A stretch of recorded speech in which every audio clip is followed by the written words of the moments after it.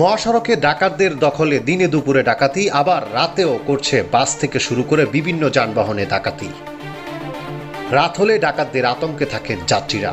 চলতি বছরের প্রথম 3 মাসে বাস, ট্রাক, প্রাইভেট কার সহ বিভিন্ন যানবাহনের ডাকাতির শিকার হয়ে জাতীয় জরুরি সেবায় 999-এ কল করেছেন 248 জন।